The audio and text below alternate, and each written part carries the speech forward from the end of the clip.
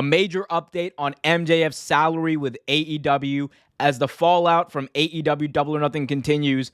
The biggest story in all of pro wrestling remains: what is the status of Maxwell Jacob Friedman in All Elite Wrestling?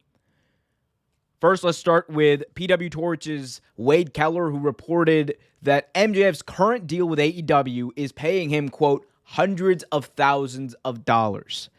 Now, some of you may be wondering, well, isn't that on par with a lot of what the top talent in AEW are making? No. He's definitely not making as much as CM Punk. He's definitely not making as much as Bryan Danielson. He's not making as much as a lot of those top-tier guys who've actually come in after him. He also noted in this report, and this is really interesting, when MJF first signed with AEW, he had a starter deal. This was back in 2019, I believe January 2019, when AEW brought in a lot of young talent, him, Jungle Boy, Darby Allin, all the five pillars, you could argue. They brought them in, and MJF was getting paid a pretty standard starter deal, rookie deal, you want to call it, $40,000 to $70,000, within that range. Now, since then, MJF has gotten a raise because he's gotten a lot more leverage as he's gotten more TV time, as he's gotten more prominent. His merchandise is selling. He's one of, if not the biggest star in the company as far as professional wrestling goes, and as far as a lot of the hardcore audience of AEW goes. So he's been able to leverage that, and he has gotten a pretty big hike in his pay.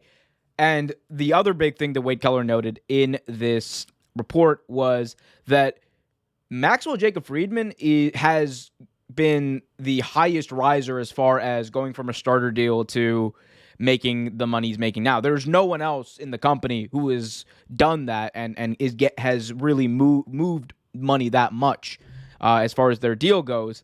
But the fact that MJF actually apparently is upset about the fact that people have come in like Christian Cage, Mark Henry, Malachi Black, Adam Cole, Bryan Danielson, CM Punk, 6 people right there that have been making more money than him.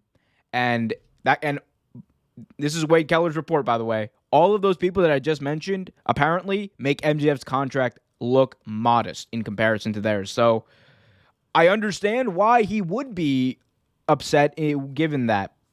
Now, that doesn't mean that those people don't deserve the money that they're getting paid. It just means that given what Maxwell Jacob Friedman offers, given what and what he's done and the way he delivers his promos and the effectiveness of his airtime, like look at the quarter hours.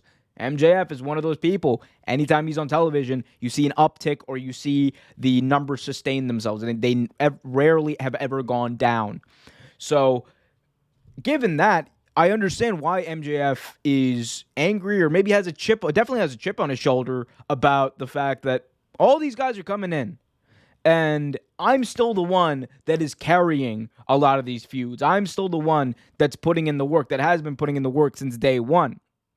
So he's also felt that apparently that his friendship, his rapport with Tony Khan would have led to renegotiating his contract quicker than it did. But apparently he had not been reached out as quickly as he wanted to about a contract, and that's kind of led to this rift between himself and Tony Khan. He feels like he's the one drawing ratings, he's the one there, he's the one consistently cutting up elite promos, and he has not been gotten the respect that he deserves from AEW management, from Tony Khan. Now, when you talk about the Ariel Helwani interview that he did, where he never cleared it with AEW media, that caused Tony Khan a little bit of a rift on his side. That's apparently where that started on Khan's end. So a lot of this, I think, has been boiling for a while on MJF's side, but it's very recently been made public and it's very recently been brought out, even to Tony Khan, because Tony Khan, the first time that he had heard any rumblings of MJF being upset, or we had heard rumblings of Tony Khan being upset, were when that Ariel Helwani interview happened, and he didn't even say anything on the interview.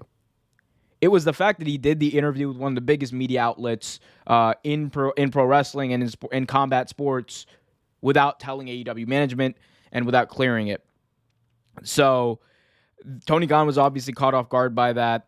And when you look at this whole entire situation, I think that, whether or not AEW is going to offer MJF CM Punk level of money, I don't know. I could make a very good argument that they should while they still can, because MJF is a megastar in the making, because here's the thing. He's 26 years old. He hasn't reached his full potential. And look at where he is already. He's not even holding his own. He outperformed Punk in that feud. From a pro wrestling standpoint, on his promos, he did better than Punk. His promos, his work was way more compelling than CM Punk. You could say that about nearly every single feud this guy's been in. And I am not saying that I defend some of the stuff he did. I don't think that MJF should have called out of AEW Fan Fest on Double or Nothing weekend. I genuinely don't think that was a good look for him.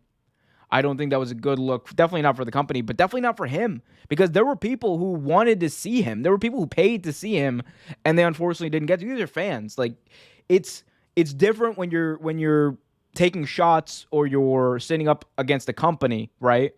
But when you deprive your own fans of seeing you, especially when they've already paid to see you, I do think that I understand you have the right to not show up for a work event and all that. I support that. I just do think that you are alienating some of your fans when you do that, like genuinely. And that's not to defend or whatever, but I still think that, the fact that he felt like he had to do that, maybe in his mind said, this is the only way I'm going to get their attention. And maybe he's genuinely done. He was written off TV. We don't know when he's going to be back. We don't know if he's going to be back.